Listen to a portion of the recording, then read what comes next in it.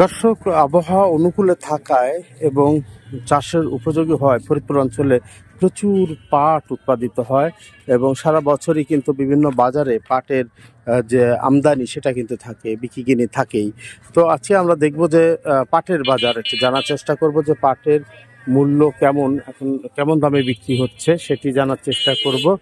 আমরা দেখছি যে বালিয়া বাজারে, ফরিদপুরের সালতা উপজেলার বালিয়া বাজারে, যেখানে কিন্তু পাটের পেঁয়াজের জায়গা, এখানে কিন্তু প্রচুর পাটও আসে, পাট উৎপাদন হয়। সেই পাট আমরা দেখতে পাচ্ছি যে চাষিরা নিয়ে এসেছেন বাজারে।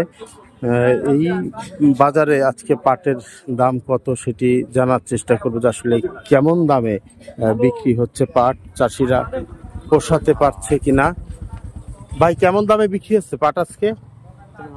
4,000 টাকা মন, তাই তো মোটামুটি খারাপ না, না? 4,000 টাকা মন। হ্যাঁ, 4,000, 3,900, 3,900, 4,000 এরকম দামে বিক্রি হচ্ছে, মানে এর কোয়ালিটি হিসেবে, তাই তো? যেমন পাট তেমন দাম। শুনছিলেন যেটা বলছিলেন যে পাটের মূল্য 3900 বা 4,000 টাকায় বিক্রি হচ্ছে প্রতি মন, এবং যেটিতে কৃষক সন্তুষ্ট। যদিও এই মূল্যটা কৃষক চায় যে মৌসুমে থাক, কারণ মৌসুমে যদি এই দামটা থাকে তাহলে কৃষক কিন্তু পোষাইতে পারে, আর যদি মৌসুমে না থাকে তাহলে পাট কৃষক ধরে রাখতে পারে না। এই পাট কিন্তু ফড়িয়াদের হাতে চলে যায়, তখন আর পাটে পরিশ্রম বেশি এবং খরচও তো আগের থেকে বাড়ছে। 800 টাকা করে কিষান, তারপরে পানি না থাকার কারণে আরো বেশি কষ্ট হয়, যে কারণে হচ্ছে পাট চাষে খরচ আগের থেকে অনেক বেড়েছে। হ্যাঁ, তো সেই হিসাবে তারা মনে করেন যে 4 থেকে 5,000 টাকার মধ্যে যদি পাটের দাম সারা বছর থাকে তাহলে কৃষক অন্তত পাট চাষে আগ্রহী হয়ে থাকতে পারে। আর ঠিক বলছিলেন কি যে সার ওষুধের দামও বেশি।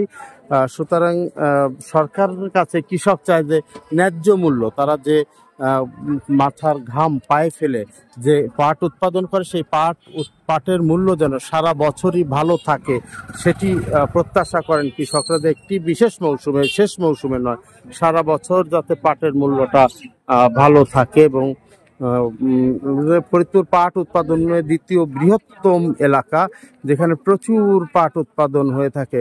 তো সেই কারণে এখানকার পাট যাতে পাট চাষিরা যাতে ভালো থাকে সেই উদ্যোগ সরকার নেবে, এমনটি প্রত্যাশা করেন এখানকার চাষিরা। এবং যেটি বলছিলাম যে ফরিদপুর অঞ্চলে কিন্তু প্রচুর পাট উৎপাদন হয়, সেই পাটে কিন্তু প্রতি বছরই আমরা দেখি যে কৃষকরা বলেন যে আসলে তাদের খরচ পোষাতে পারছেন না, এমন কথা শোনা যায়। তো আমরা আশা করব যে সরকার নিশ্চয়ই বিষয়গুলোতে উদ্যোগী হবেন। দর্শক, ভালো থাকবেন, সুস্থ থাকবেন, আর কমেন্ট করে ভালো লাগা মন্দ লাগাগুলো জানিয়ে দিবেন। ভালো থাকুন, সুস্থ থাকুন।